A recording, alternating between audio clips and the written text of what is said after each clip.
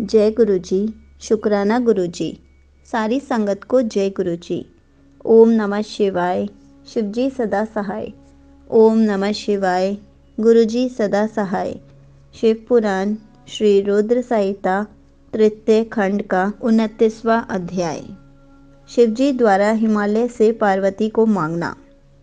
ब्रह्मा जी बोले, हे महामुनि नारद, भगवान शिव के वहाँ से अंतर्धान हो जाने के उपरांत देवी पार्वती भी अपनी सखियों के साथ प्रसन्नतापूर्वक अपने पिता के घर की ओर चल दी। उनके आने का शुभ समाचार सुनकर देवी मैना और हिमालय बहुत प्रसन्न हुए और तुरंत सिंहासन से उठकर देवी पार्वती से मिलने के लिए चल दिए। उनके सभी भाई भी उनकी जय जयकार करते हुए उनसे मिलने के लिए आगे चले गए। देवी पार्वती अपने नगर के निकट पहुंची। वहां उन्होंने अपने माता पिता और भाइयों को नगर के मुख्य द्वार पर अपना इंतजार करते पाया। वे अत्यंत हर्ष से विभोर होकर उनका स्वागत करने के लिए खड़े थे। पार्वती ने हाथ जोड़कर उन्हें प्रणाम किया। हिमालय और मैना ने अपनी पुत्री को अनेकानेक आशीर्वाद देकर गले से लगा लिया। भाव विवल होकर उनकी आंखों से आंसू टपकने लगे। सभी उपस्थित लोगों ने उनकी मुक्त हृदय से प्रशंसा की। वे कहने लगे कि पार्वती ने उनके कुल का उद्धार किया है और अपने मनोवांछित कार्य की सिद्धि की है। इस प्रकार सभी प्रसन्न थे और उनकी प्रशंसा करते हुए नहीं थक रहे थे। लोगों ने सुगंधित पुष्पों, चंदन एवं अन्य सामग्रियों से देवी पार्वती का पूजन किया। इस शुभ बेला में उन पर स्वर्ग से देवताओं ने भी पुष्प वर्षा की तथा उनकी स्तुति की। तत्पश्चात बहुत आदर सहित उनके घर की ओर ले जाया गया और विधि विधान से उनका गृह प्रवेश कराया गया। ब्राह्मणों, ऋषि मुनियों, देवताओं और प्रजाजनों ने उन्हें अनेकों शुभ व उत्तम आशीर्वाद प्रदान किए। इस शुभ अवसर पर शैलराज हिमालय ने ब्राह्मणों एवं दीन दुखियों को दान दिया। उन्होंने ब्राह्मणों से मंगल पाठ भी कराया। उन्होंने पधारे हुए सभी ऋषि मुनियों, देवताओं और स्त्री पुरुषों का आदर सत्कार किया। तत्पश्चात हिमालय अपनी पत्नी मैना को साथ लेकर गंगा स्नान को चलने लगे। तभी भगवान शिव नाचने वाले नट का वेश धारण करके उनके समीप पहुँचे। उनके बाएं हाथ में सींग और दाहिने हाथ में डमरू था और पीठ पर कथरी रखी थी। उन्होंने सुंदर लाल वस्त्र पहने थे। नाचने गाने में वे पूर्णतः मग्न थे।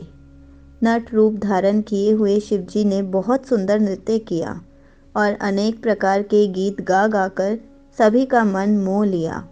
नृत्य करते समय वे बीच बीच में शंख और डमरू भी बजा रहे थे और मनोरम लीलाएं कर रहे थे। उनकी इस प्रकार की मन को हरने वाली लीलाएं देखने के लिए पूरे नगर के स्त्री पुरुष, बच्चे बूढ़े वहां आ गए। नट रूपी भगवान शिव को नृत्य करते हुए देखकर और उनका गाना सुनकर सभी मंत्र मुग्ध हो गए। परंतु देवी पार्वती से भला यह कब तक छिपता। उन्होंने मन ही मन अपने प्रिय महादेव जी के साक्षात दर्शन कर लिए। शिव जी का रूप ही अलौकिक है। उन्होंने पूरे शरीर पर विभूति मल रखी थी तथा उनके शरीर पर त्रिशूल बना हुआ था। गले में हड्डियों की माला पहन रखी थी। उनका मुख सूर्य के तेज के समान शोभा पा रहा था। उनके गले में यज्ञोपवीत के समान नाग लटका हुआ था। त्रिलोकीनाथ भगवान शिव के इस सुंदर मनोहारी रूप का हृदय में दर्शन कर लेने मात्र से ही देवी पार्वती हर्षातिरेक से बेहोश हो गई। वे जैसे उनके स्वप्न में कह रहे थे कि देवी, अपना मनोवांछित वर मांगो। हृदय में विराजमान इस अनोखे रूप को मन ही मन प्रणाम करके पार्वती ने कहा कि भगवान, मेरे पति बन जाइए। तब देवेश्वर ने मुस्कुराते हुए तथास्तु कहा और उनके स्वप्न से अंतर्धान हो गए। जब उनकी आंखें खुली तो उन्होंने शिवजी को नट रूप धारण किए वहां नाचते गाते देखा। नट के रूप में स्वयं भक्त वत्सल भगवान शिव के नाच गाने से प्रसन्न होकर पार्वती की माता मैना सोने की थाली में रत्न, मणिक, हीरे और सोना लेकर उन्हें भिक्षा देने के लिए आई। उनका ऐश्वर्य देखकर शिवजी बहुत प्रसन्न हुए। परंतु उन्होंने उन सुंदर रत्नों और आभूषणों को लेने से इनकार कर दिया। वे बोले, देवी, भला मुझे रत्नों और आभूषणों से क्या लेना देना? यदि आप मुझे कुछ देना ही चाहती हैं तो अपनी कन्या का दान दे दीजिए। यह कहकर वे पुनः नृत्य करने लगे। उनकी बातें सुनकर देवी मैना क्रोध से उफन उठी। वे उन्हें उसी समय वहां से निकालना चाहती थी कि तभी गिरिराज हिमालय भी गंगा स्नान करके वापस लौट आए। जब उनकी पत्नी मैना ने उन्हें सभी बातें बताईं तो वे भी जल्द से जल्द नट को वहां से निकालने को तैयार हो गए। उन्होंने अपने सेवकों को नट को बाहर निकालने की आज्ञा दी, परंतु यह असंभव था।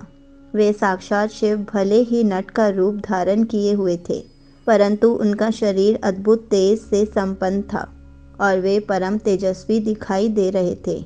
उन्हें उठाकर निकाल फेंकना तो दूर की बात थी, उन्हें तो छूना भी कठिन था। तब उन्होंने मैना हिमालय को अनेक प्रकार की लीलाएं रचकर दिखाई। नट ने तुरंत ही श्री हरि विष्णु का रूप धारण कर लिया। उनके माथे पर किरीट, कानों में कुंडल और शरीर पर पीले वस्त्र अनोखी शोभा पा रहे थे। उनकी 4 भुजाएं थीं। पूजा करते समय हिमालय और मैना ने जो पुष्प, गंध एवं अन्य वस्तुएं अर्पित की थी, वे सभी उनके शरीर और मस्तक पर शोभा पा रही थी। यह देखकर सभी आश्चर्यचकित हो गए। तत्पश्चात नट ने जगत की रचना करने वाले ब्रह्मा जी का चतुर्मुख रूप धारण कर लिया। उनका शरीर लाल रंग का था और वे वैदिक मंत्रों का उच्चारण कर रहे थे। उन सभी ने उस नट भक्त वत्सल भगवान शिव के उत्तम रूप को देखा। उनके साथ देवी पार्वती भी थी। वे रुद्र रूप में मुस्कुरा रहे थे। उनका वह स्वरूप अत्यंत सुंदर एवं मनोहारी था। उनकी ये सुंदर लीलाएं देखकर सभी आश्चर्यचकित रह गए थे और परम आनंद का अनुभव कर रहे थे। तत्पश्चात पुनः एक बार नट रूपी शिवजी ने मैना हिमालय से उनकी पुत्री का हाथ मांगा और अन्य भिक्षा ग्रहण करने से इनकार कर दिया, परंतु शिवजी की माया से मोहित हुए गिरिराज हिमालय ने उन्हें अपनी पुत्री सौंपने से मना कर दिया। बिना कुछ भी लिए वह नट वहां से अंतर्धान हो गया। वे सोचने लगे कि शायद वे स्वयं भगवान शिव ही थे, जो स्वयं यहाँ पधार कर हमारी कन्या का हाथ मांग रहे थे और हमें अपनी माया से छलकर अपने निवास कैलाश पर वापस चले गए। यह सोचकर हिमालय और मैना दोनों ही एक पल को बहुत प्रसन्न हुए, परंतु अगले ही पल यह सोचकर उदास हो गए कि हमने स्वयं साक्षात शिवजी को बिना कुछ दिए और उनका आदर सम्मान किए बिना ही खाली हाथ अपने द्वार से लौटा दिया। वे अत्यंत व्याकुल हो उठे। संगत जी, यहीं पर शिव पुराण श्री रुद्र संहिता तृतीय खंड का 29वां अध्याय समाप्त होता है। जय गुरु जी। शुक्राना गुरु जी।